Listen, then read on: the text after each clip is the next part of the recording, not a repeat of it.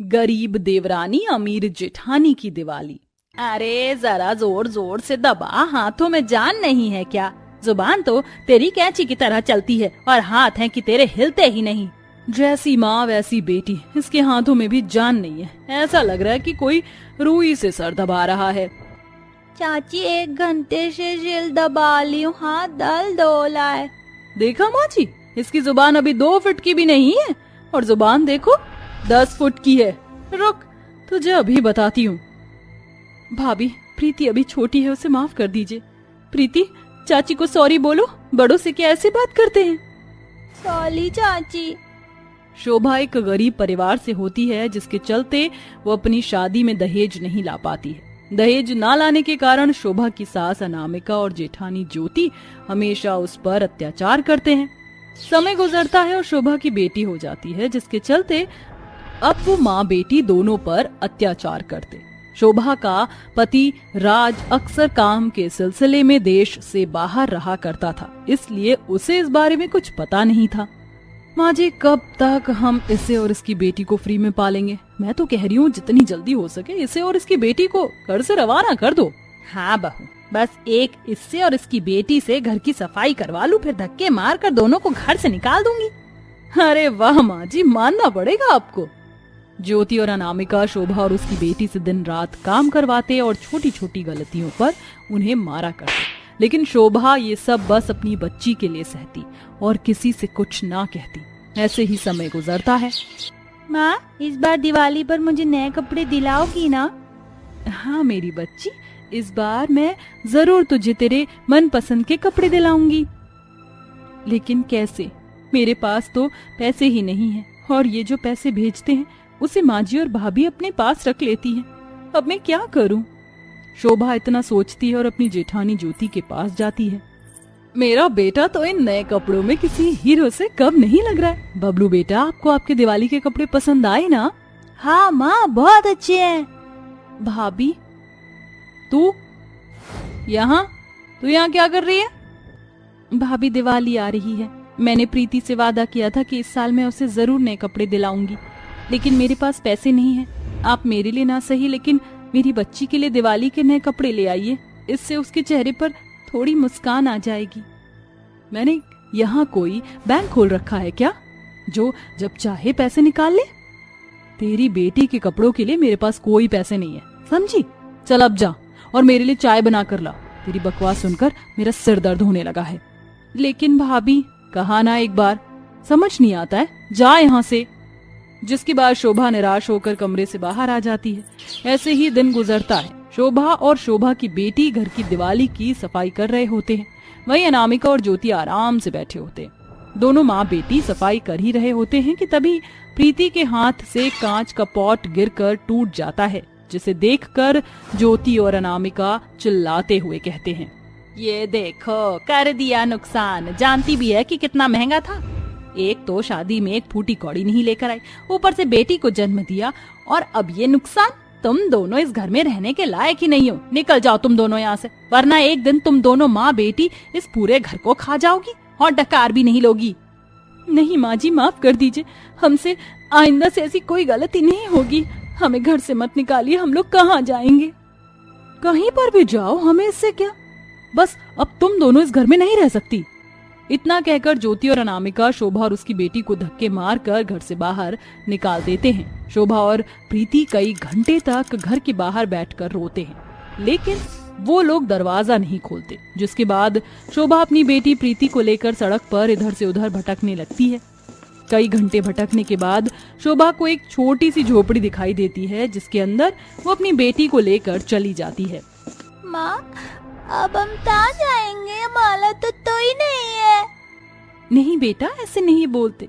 पापा है ना, जब पापा वापस आएंगे तो देखना, वो हम दोनों को यहाँ से ले जाएंगे। जब तक मैं तुम्हारा ख्याल रखूंगी। तुम यहाँ बैठो, मैं बाहर जाकर कुछ काम ढूंढने की कोशिश करती हूँ। शोभा कई जगहों पर जाकर काम ढूंढने की कोशिश करती है, लेकिन शोभा को कहीं पर भी काम नहीं मिलता। ऐसे ही कई घंटे बीत जाते हैं। आखिर में जब शोभा निराश होकर अपने घर लौट रही होती है कि तभी रास्ते में उसे मिट्टी के बर्तन बनाने वाले दिखते हैं, जिसे देखकर शोभा के मन में ख्याल आता है और वो उन लोगों से थोड़ी मिट्टी लेकर घर आ जाती है। माँ, ये क्या है? बेटा, ये बर्तन बनाने वाली मिट्टी है। इस मिट्टी से हम लोग भगवान श्री गणेश और माता लक्ष्मी की मूर्ति बनाएंगे और उसी के साथ दिए भी बनाएंगे। दिवाली आ रही है ना, हम यही बनाकर बेचेंगे और उससे जो पैसे मिलेंगे उन पैसों से अपना गुजारा करेंगे। माँ, फिर तो बहुत मजा आएगा, मैं भी आपके साथ बनाऊंगी। जिसके बाद दोनों माँ बेटी मिलकर मिट्टी के दिए और भगवान श्री गणेश लक्ष्मी माता की मूर्ति बनाते हैं और उन्हें अपने घर के बाहर ही बेचते हैं। ये भगवान गणेश और माता लक्ष्मी की मूर्ति बहुत सुंदर है और ये दिए भी काफी अच्छे लग रहे हैं। एक काम करो, ये सब पैक कर दो। ये लीजिए, आपके 490 रुपए हुए। दिन भर की होने वाली कमाई से गरीबी में माँ बेटी अपना गुजारा करते हैं। वहीं अनामिका और ज्योति बड़े ऐशो आराम से अपने घर में रहते हैं। ऐसे ही कुछ दिन और गुजर जाते हैं। चलो अच्छा हुआ, इस बार मैं दिवाली से पहले ही घर आ गया। बस कुछ देर और, फिर मैं शोभा और प्रीति से मिलूंगा और उन्हें ये सारे तोहफे दूंगा। राज विदेश से वापस लौट चुका होता है और अपने घर जा रहा होता है, लेकिन रास्ते में राज को उसकी बेटी प्रीति दिख जाती है, जिसे देखकर राज जल्दी से प्रीति के पास जाता है। प्रीति बेटा, तुम यहाँ क्या कर रही हो? और शोभा कहाँ है? माँ, देख तो पापा आ गए। शोभा, ये सब क्या है? तुम और प्रीति यहाँ क्या कर रहे हो? क्या हुआ है तुम लोगों के साथ? राज के पूछने पर शोभा रोते हुए अपने और अपनी बेटी के ऊपर हुए अत्याचारों के बारे में राज को बता देती है, जिसे सुनकर राज को बहुत गुस्सा आता है और वो अपने घर जाता है। भाभी, आपकी हिम्मत कैसे हुई मेरी पत्नी और बेटी के साथ ऐसा करने की? उस 2 टके की औरत के लिए मुझ पर चिल्लाने की कोई जरूरत नहीं है, समझे? अरे उसकी हैसियत ही क्या थी, वो तो इस घर की नौकरानी से भी गई गुजरी थी। जैसे नौकर को घर से निकाल दिया जाता है, वैसे हमने उसे घर से निकाल दिया। और भूलो मत, ये प्रॉपर्टी माँ जी के नाम पर है और माँ जी भी उसे इस घर में कभी नहीं रखेंगी। ठीक है, आपको और माँ को यह प्रॉपर्टी और घर मुबारक हो। मेरी पत्नी और बेटी ही अगर इस घर में नहीं रहेंगी तो मैं यहाँ रहकर क्या करूँगा? मैं भी यहाँ से चला ही जाता हूँ। राज भी घर छोड़ देता है और दूसरा घर लेकर अपनी पत्नी और बेटी के साथ खुशी खुशी रहने लगता है और दिवाली वो एक साथ खुशी खुशी मनाते हैं। शोभा अपना मिट्टी के दिए और भगवानों की मूर्ति बनाने का काम जारी रखती है, जिससे घर का गुजारा और अच्छे से चल जाता है और ऐसे ही महीने गुजर जाते हैं। वहीं दूसरी तरफ ज्योति और अनामिका अपने पैसों को फिजूल खर्चों में उड़ाते हैं, जिससे वो धीरे धीरे कंगाल होने लग जाते हैं और उनकी फिजूल खर्ची उन्हें जल्द ही रोड पर ले आती है। लगता है हमें हमारे किए की सजा मिल रही है। हमने जो शोभा और उसकी बेटी के साथ किया वो गलत था। भगवान हमें माफ कर देना, हमसे बहुत बड़ी गलती हो गई। ज्योति और अनामिका दोनों ही अपनी गलती पर शर्मिंदा होते हैं और भगवान से माफी मांगते हैं कि तभी अचानक ज्योति को शोभा की दिए की दुकान दिखती है, जिसे देख ज्योति और अनामिका भागते हुए शोभा के पास जाते हैं। माँ जी, भाभी, आप यहाँ? शोभा, हमें माफ कर दो, हमें हमारी गलती का एहसास हो चुका है। हमने जो तुम्हारे साथ किया उसकी सजा आज हमें मिल चुकी है। भाभी, माँ जी, आप दोनों को आपकी गलती का एहसास हो गया, इससे बड़ी बात मेरे लिए और क्या हो सकती है। चलिए आप लोग अंदर आइए। शोभा अपनी सास और जेठानी को घर में ले आती है और वो सभी साथ रहने लगते हैं। धीरे धीरे राज और शोभा की वजह से उनका बिजनेस बढ़ता है और अब वो पहले की तरह अपने महल जैसे घर में रहने लगते हैं।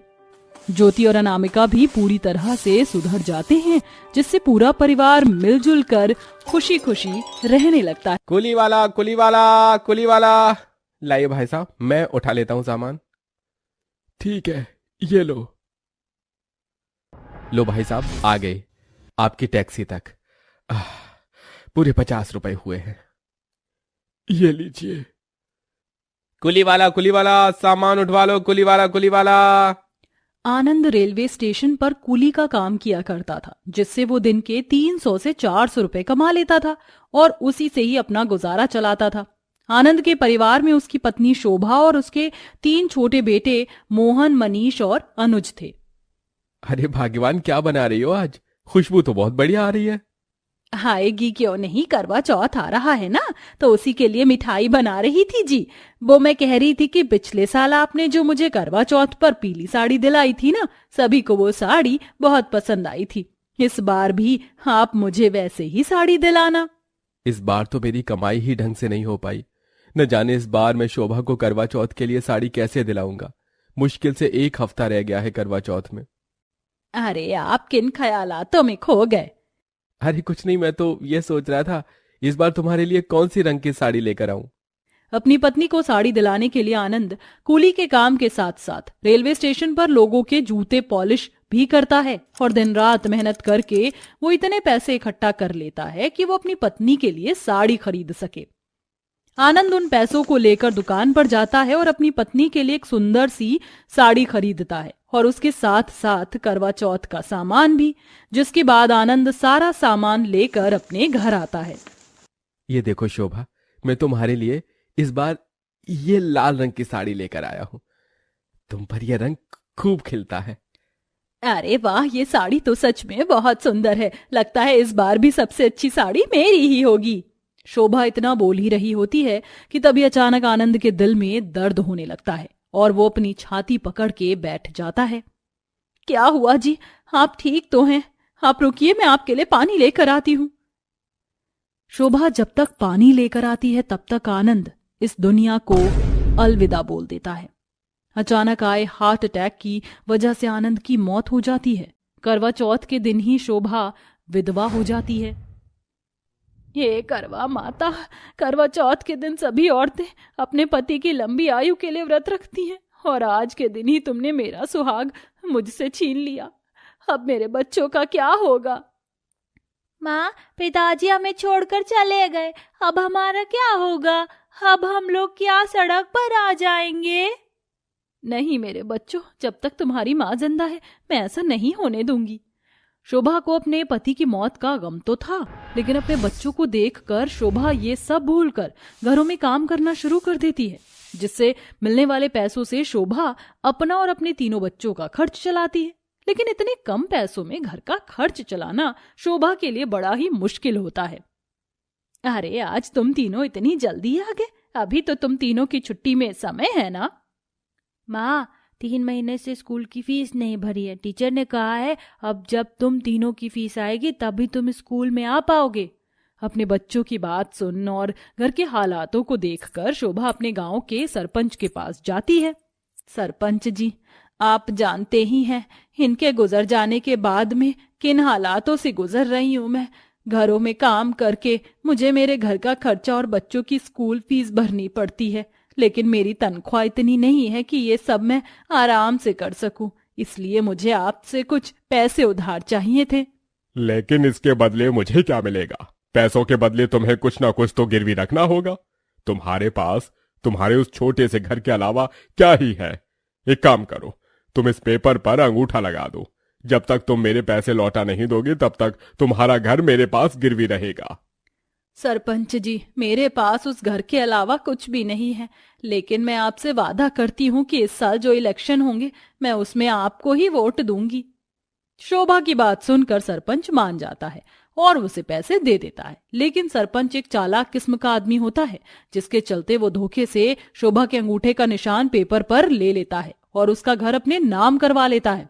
शोभा उन पैसों को अपने घर लेकर आती है और अपने घर के हालातों को ठीक करती है और घर में काम करके धीरे धीरे सरपंच के पैसे चुकाने लगती है। और अब शोभा बूढ़ी और उसके तीनों बेटे जवान हो जाते हैं। अब तुम तीनों बड़े हो चुके हो, अब तुम्हारी शादी की उम्र हो गई है। हाँ माँ, वो तो है। अब आप जल्दी से अनुज भैया की शादी करवा दो। अनुज, तूने अपने लिए कोई लड़की ढूंढ रखी है या मैं ही ढूंढूं? माँ, जैसा आपको ठीक लगे। आपकी मनपसंद लड़की से शादी करने के लिए तैयार हूँ।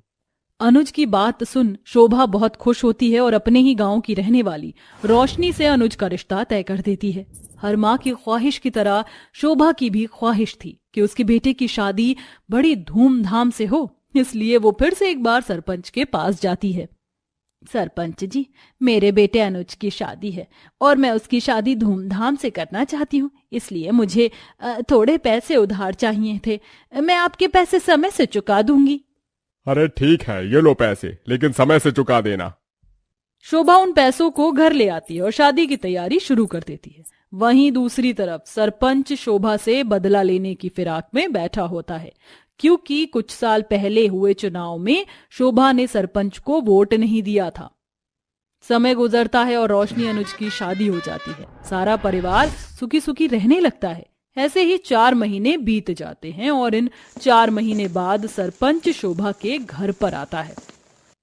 अरे सरपंच जी, इस महीने का ब्याज तो मैंने आपको दे दिया था, फिर आप यहाँ कैसे? मुझे मेरे सारे पैसे कल तक मिल जाने चाहिए, वरना मैं तुम्हारे घर पर कब्जा कर लूंगा। सरपंच के चिल्लाने की आवाज सुनकर शोभा के बेटे और उसकी बहू वहां आ जाते हैं। माँ, ये सरपंच जी किन पैसों की बात कर रहे हैं? आपने क्या इनसे पैसे उधार लिए थे? मैं उन्हीं पैसों की बात कर रहा हूं जो तुम्हारी माँ ने तुम्हारी शादी के लिए मुझसे उधार लिए थे। अगर कल तक मुझे मेरे पैसे नहीं मिले तो शाम होने तक मुझे ये घर खाली चाहिए। इतना कहकर सरपंच वहां से चला जाता है, जिसके बाद शोभा कहती है, बेटा, हर माँ की तरह मैं भी अपने बेटे की शादी धूमधाम से करवाना चाहती थी, लेकिन मुझे ये नहीं पता था कि सरपंच मेरे साथ ऐसा धोखा करेगा, वरना मैं उससे कभी पैसे नहीं लेती।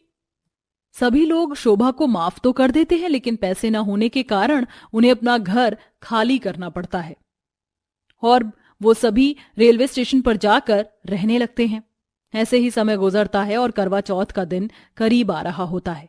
बहू मन में सोचती है, लगता है मुझे अपना पहला करवा चौथ इस रेलवे स्टेशन पर ही मनाना पड़ेगा। बहू, मुझे माफ कर दे, मेरी वजह से तुम सभी लोगों को इस रेलवे स्टेशन पर रहना पड़ रहा है। नहीं माँ जी, आप हमसे क्यों माफी मांग रही हैं? इसमें आपकी कोई गलती नहीं है। जो किस्मत में लिखा होता है वही होता है।